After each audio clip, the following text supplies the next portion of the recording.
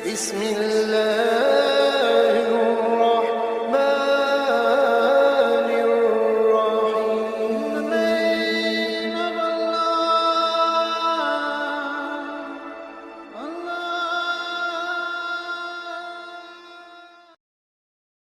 بسم الله الرحمن الرحيم. نحمده ونصلي على رسوله الكريم. أما بعد، وأعوذ بالله من الشيطان الرجيم. بسم الله الرحمن الرحيم. إن عدة الشهور عند الله 12 شهرا في كتاب الله يوم خلق السماوات والأرض منها 4 حرم.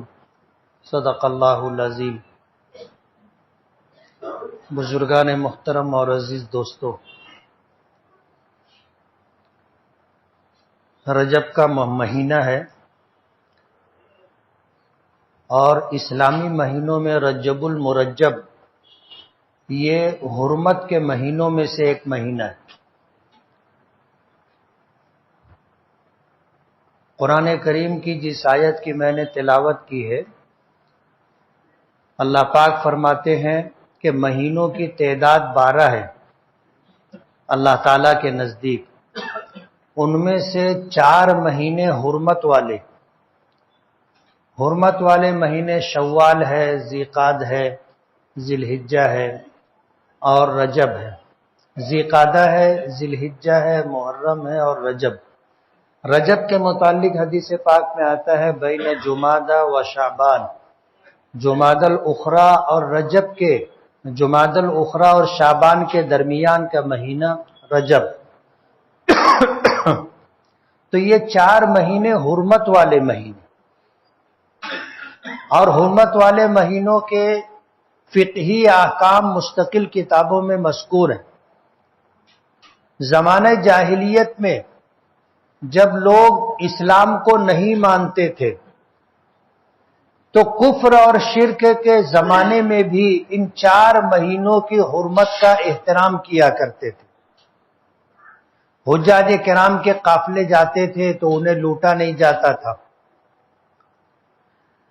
قبائل کی آپس میں جو جنگیں ہوا کرتی تھی وہ جنگیں روک دی جاتی تھی، موقوف کر دی جاتی تھی، اس وجہ سے کہ یہ مہینے حرمت کے مہینے ہیں اور ہم لوگ اللہ کے گھر کے پڑوسی ہیں. ان مہینوں کا احترام ہم پر بھی لازم ہے. تو یہ 4 مہینے حرمت کے تھے، اس میں ایک رجب کا مہینہ بھی ہے. رجب کا یہ مبارک مہینہ اپنے اندر بڑی فضیلت رکھتا ہے. اس رجب کے مہینے میں کوئی دن تو متعین نہیں ہے روزے کے لیے کہ اجر و ثواب کے اعتبار سے اس کی کوئی تاریخ، اس کا کوئی دن متعین ہو، لیکن اس مہینے کے روزوں کی مستقل ایک فضیلت ہے. اگر کوئی رکھنا چاہے تو اسے منع نہیں کیا جائے گا. مستحب ہے، مستحسن ہے اس مہینے میں روزہ رکھنا. نبی کریم صلی اللہ علیہ وسلم کی عادت شریفہ تھی کہ رجب کے مہینے سے ہی رمضان المبارک کا استقبال ہوتا تھا. خود آپ کی بہت مشہور دعا ہے، آپ نے بارہا سنی. اور رجب کے اس مہینے میں اور شعبان کے اس مہینے میں مستقل اس دعا کا اہتمام کرنا چاہیے. جب آپ دعا کے لیے ہاتھ اٹھائیں تو اس میں یہ دعا بھی کریں کہ اللہم بارک لنا فی رجب و شعبان، کہ اللہ ہمارے لیے رجب اور شعبان میں برکت عطا فرما. وبلغنا رمضان، اور ہمیں رمضان المبارک تک پہنچا دے. زندگی کتنی ہے اللہ بہتر جانتا ہے. کتنے لوگ ہوں گے ہم میں سے کہ رمضان المبارک آنے سے پہلے ان کا وقت تو پورا ہو چکا ہوگا، وہ دنیا سے چلے جائیں گے، لیکن رمضان المبارک تک پہنچنے کی نیت کرتے رہنا، دعا کرتے رہنا، اس جذبے سے کہ مجھے رمضان المبارک کے روزے مل جائیں، مجھے رمضان المبارک میں رات کی تراویح مل جائے جس میں قرآن پاک سننے کا، سنانے کا موقع ملے. اس نیت اور جذبے کے ساتھ آپ دعا کرتے رہیں گے. اگر خدا نہ خواستہ عمر نے وفا نہیں کی، وقت تو پورا ہو گیا اور اللہ کے فیصلے کے مطابق ہمیں جانا پڑا، تو انشاءاللہ رمضان المبارک کے روزوں کا اور رمضان المبارک کی تراویح کا اجر و ثواب اللہ پاک عطا کریں.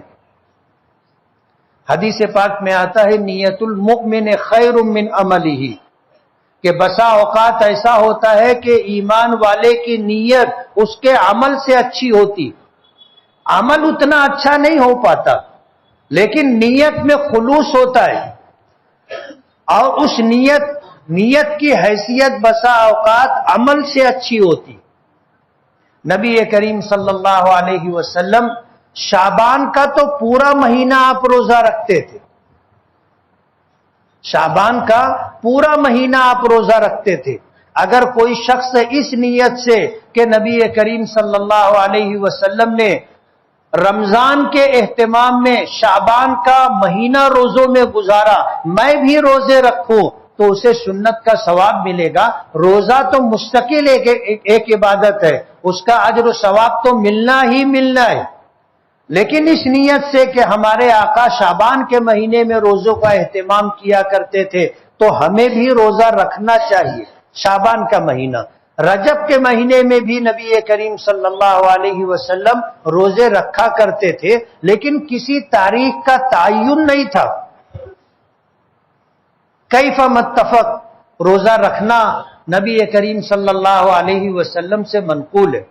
تو حرمت کے مہینوں میں سے ایک مہینہ رجب کا مہینہ ہے، اور یہیں سے ہمیں رمضان المبارک کی تیاری شروع کر دینا چاہیے.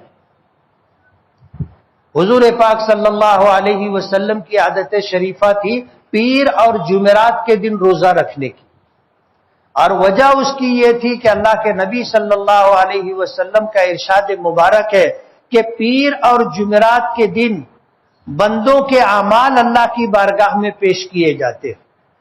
اور آپ فرمایا کرتے تھے کہ میں یہ چاہتا ہوں کہ میرا عمل جس وقت اللہ کی بارگاہ میں پیش ہو میں روزے کی حالت میں رہوں. آج بھی الحمدللہ ہم میں بہت سارے لوگ ہیں جو پیر اور جمعرات کے روزے کا اہتمام کرتے ہیں. اور روزہ کیسی عبادت ہے آپ کو پتہ ہے؟ آپ کے ساتھ میں جو شخص ہے وہ روزے سے ہے یا نہیں ہے آپ کو نہیں معلوم، آپ کو پتہ نہیں ہے. مجلس میں 10 آدمی ہیں، پانی آیا، 2-4 لوگوں نے پانی نہیں پیا، کوئی نہیں سمجھتا کہ یہ روزے سے ہوں گے جب تک وہ نہ کہے کہ میں روزے سے ہوں. ورنہ پانی پیش کیا گیا وہ نہ کہہ دیتا ہے، آدمی سمجھتا ہے اس کو پانی کی حاجت نہیں. چائے پیش کی گئی، اس نے معذرت کر لی، لوگ اسے اس پر محمول نہیں کرتے کہ وہ روزہ ہے. لیکن ہم میں الحمدللہ بہت سارے لوگ ہیں جو پیر اور جمعرات کے روزے کا اہتمام کرتے ہیں. ہم لوگوں کو بھی اپنی عادت بنانی چاہیے. ہر پیر اور جمعرات کو حضور روزہ رکھا کرتے تھے، اور ہر اسلامی مہینے کی 13، 14، 15 تاریخ جسے ایام 20 کہتے ہیں، روشن دن اور روشن راتیں، حضور کی عادت شریفہ تھی یہ 3 روزے ہر مہینہ رکھنے کی. تو ہفتے میں 2 روزہ اور مہینے کے بیچ کے 3 دن 3 روزے، یہ حضور پاک صلی اللہ علیہ وسلم کا معمول تھا، اور رجب کے مہینے میں بھی اس کا اہتمام کرتے تھے. ہم لوگوں میں بہت سارے لوگ ایسے ہیں جو صرف رمضان المبارک میں روزہ رکھتے، بقیہ سال بھر روزے کا کوئی معمول نہیں ہے. انہیں چاہیے کہ سال بھر روزوں کا معمول بنائے. سال بھر جب پیر اور جمعرات کو اللہ کی بارگاہ میں بندوں کے اعمال پیش کیے جاتے ہیں تو حضور کی چاہت تھی، ہماری بھی چاہت ہونی چاہیے. ظاہر بات ہے حضور تو بخشے بخشائے تھے، حضور بخشے بخشائے تھے، لیکن آپ اتنا اہتمام کیا کرتے تھے.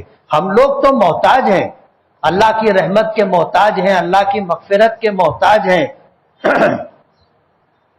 ہمیں زیادہ اہتمام کرنا چاہیے کہ پیر اور جمعرات کا روزہ رکھیں، اور ہر مہینہ اسلامی تاریخ کے اعتبار سے 13، 14، 15 یہ وہ 3 دن ہوتے ہیں جب چاند مکمل ہوتا ہے.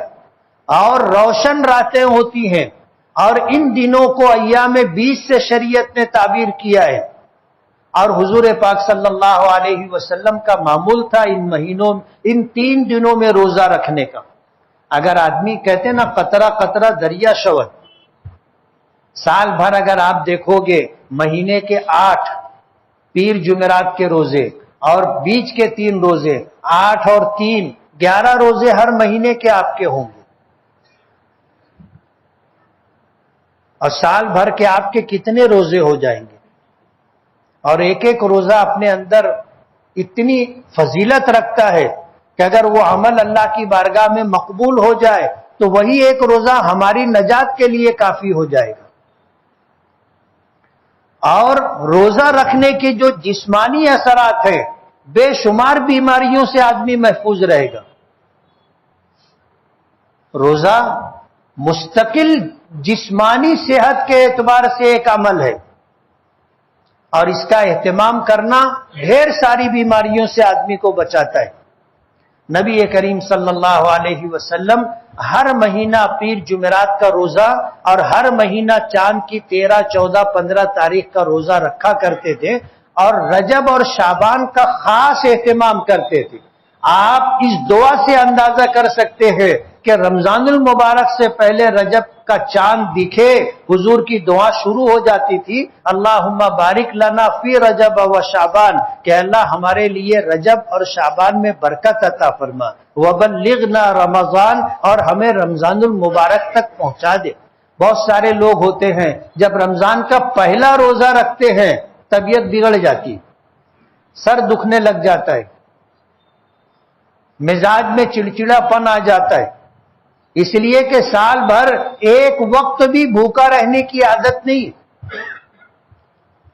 آدمی ناشتہ ہے، دوپہر کا کھانا ہے، رات کا کھانا ہے، پھر دیر رات کا کھانا ہے، 4 وقت کھانے کا معمول بنا لیا ہے، ایک وقت فاقے کی عادت نہیں رہی۔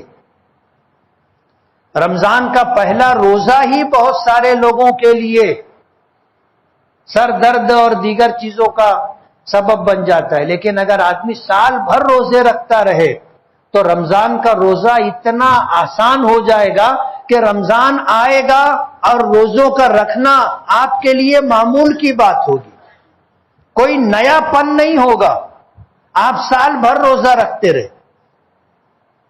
اور ہر مہینہ اگر آپ کے 11 روزے ہوتے رہے تو آپ اندازہ کرو رمضان المبارک تک پہنچتے پہنچتے آپ کے 100 سے زیادہ روزے ہو چکے ہوں، اور رمضان المبارک کا روزہ آپ کے لیے بہت آسان ہوگا، بہت ہلکا پھلکا عمل ہوگا آپ کے لیے روزہ رکھنا۔ یہ ایک وہ سنت ہے جسے اپنانے کی ضرورت ہے۔ اب ہم میں سے کتنے لوگوں کا معمول ہے اللہ بہتر جانتا ہے، اور میں ہاتھ اٹھوانا نہیں چاہتا، ورنہ بسا اوقات ہاتھ اٹھانے سے آدمی کا یہ عمل لوگوں کے علم میں آ جاتا ہے، اور کچھ لوگ اس کو پسند نہیں کرتے، لیکن اس سنت کو زندہ کرنے کی ضرورت ہے۔ اور یہ سنت اگر دیکھا جائے، آدمی اپنے اوپر غور کرے، جائزہ لے، تو اسے اندازہ ہوگا کہ یہ سنت مر چکی ہے، یہ سنت مر چکی ہے۔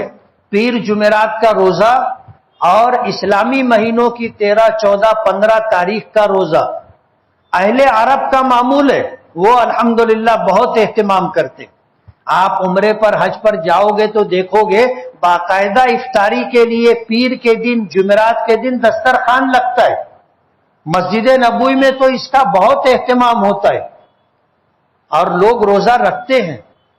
ہمارے یہاں یہ معمول نہیں رہا، اس سنت کو زندہ کرنے کی ضرورت ہے، اور جو لوگ اس میں پیش قدمی کریں گے، یعنی آج انہوں نے سنا اور آنے والے ہفتے سے پیر جمعرات کا روزہ انہوں نے شروع کر دیا، اور آہستہ آہستہ جب یہ عمل زندہ ہو جائے گا تو اس شخص کو جو ثواب ملے گا اسے نبی کریم صلی اللہ علیہ وسلم کے الفاظ مبارک میں کہ من احیا سنتی عند فساد امتی فلہ مئۃ اجر شہید، فلہ اجر مئۃ شہید، کہ کہ جو آدمی میری کسی سنت کو اس زمانے میں جب میری امت فساد میں مبتلا ہو گئی ہو زندہ کرے، میری کسی سنت کو زندہ کرے اس زمانے میں جب میری امت اعمال کے اعتبار سے فساد میں مبتلا ہو چکی ہو، تو اسے 100 شہیدوں کا ثواب اللہ پاک عطا کریں گے، 100 شہیدوں کا ثواب۔ اور آج اس عمل کو، اس سنت کو زندہ کرنے کی ضرورت ہے، کریں گے؟ اور بہت معمولی بات، بہت معمولی بات ہے، روزہ آپ رکھ کے دیکھو، روزہ کتنا آسان عمل ہے۔ حضرت علی رضی اللہ تعالی عنہ نے اس بات کا اظہار کیا تھا کہ سخت گرمی کے زمانوں میں روزہ رکھنا مجھے پسند ہے۔ گرمی کا روزہ تو بہرحال گرمی کا روزہ ہوتا ہے، اور جو لوگ رکھتے ہیں رمضان جب گرمی کے دنوں میں آیا تو آدمی کو پتہ چلتا ہے کہ روزہ، اور پھر آدمی اگر مزدور ہو یا اس کا اگر گھر پترے کا گھر ہو تو روزہ کتنی شدت کے ساتھ محسوس ہوتا ہے اندازہ کیا جا سکتا ہے۔ لیکن حضرت علی رضی اللہ تعالی عنہ نے اپنی جو پسندیدہ چیزیں گنوائی تھی اس میں ایک تھا گرمی کے دنوں کا روزہ۔ ابھی تو دن چھوٹے چل رہے اور دن ٹھنڈے چل رہے، آدمی روزہ رکھنا چاہے تو بہت آسان بات ہے۔ اس لیے اس سنت کو زندہ کرنے کی ضرورت ہے۔ اگر یہ سنت زندہ ہوتی ہے تو اس کے جو جسمانی اور روحانی فوائد ہیں وہ انشاءاللہ ہمیں حاصل ہوں گے۔ اللہ تعالی ہمیں عمل کی توفیق عطا فرمائے۔ وآخر دعوانا ان الحمدللہ رب العالمین۔